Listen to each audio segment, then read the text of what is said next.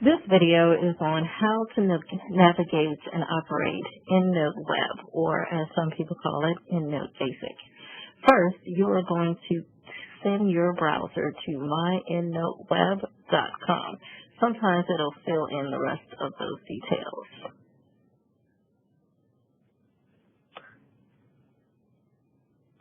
Once your browser takes you to EndNote, as you see, it does change from the name to another name, and that's quite okay.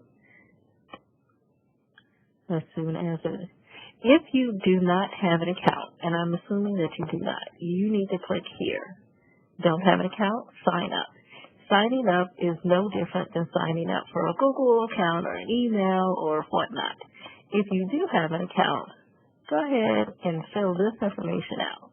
It also says that if you have researcher IDs, which you should have as researchers, you can use those credentials to sign in as well.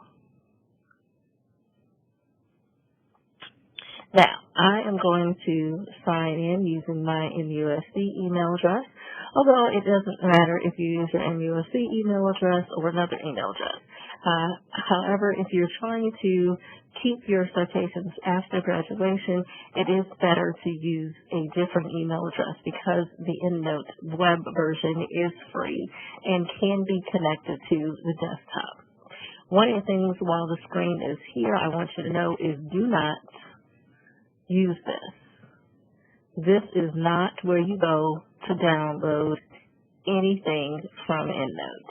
There is a different section or page to go to for that. Once you are in EndNote, your page will start here at the Getting Started page. And you won't have all of this to your left, but I'll tell you about that in a second. So just to get familiar, EndNote does have the capability of searching databases, references, whatnot. Whatever you do, do not try to use the online search for databases. It is a terrible feature in most citation managers, and this is no different, mostly because you will not get all the references possible, and you will not be able to do a thorough search.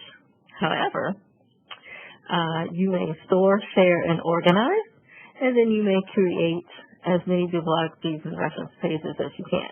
One of the best things to go ahead and download first is Cite While You Write. If you plan on only using the web version, go ahead, we'll start there, and you can download Cite While You Write as a plugin. What does that plugin do?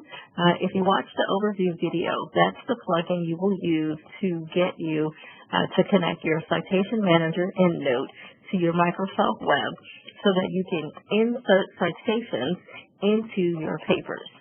And that is the absolute best thing. If you click on it, it will send you to the downloads page. You can also click downloads at the top, and you will download it either for your Microsoft Windows or your Macintosh computer. If you click on downloads, it will also take you to Cite While You Write plugin, but it will take you to another feature which is awesome, and that's this capture reference feature. What does capture reference do? That means that if you are at a website, the World Health Organization, CDC, Huffington Post, any web page you want, even PubMed, you will be able to capture any reference material there.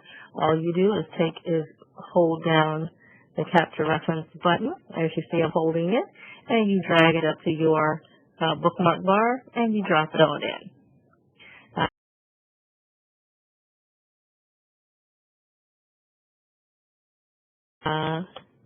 Let's do that one more time and drop mine right in. So as you see, it's right there for me to use, and when I am at a website of anything I want to hold on to, you can click on your capture reference button. One more feature that I will show you is collect and import references. And really this video, again, is just an overview of the web version and what you can do with it. This is where you can go to import references that don't quite import as nicely with the capture reference feature.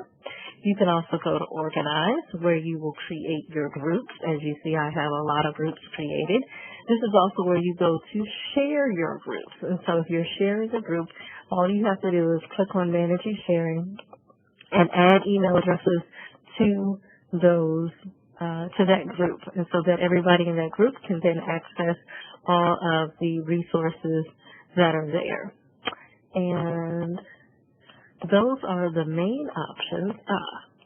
Now, if you did use your personal email address or your school email address, you can change your email address here and add a new email address. This is awesome so that when you graduate, if you're a student, you will still be able to take your references with you. And that is an overview of EndNote Web Basics. Next video, I will show you how to import citations into EndNote Web.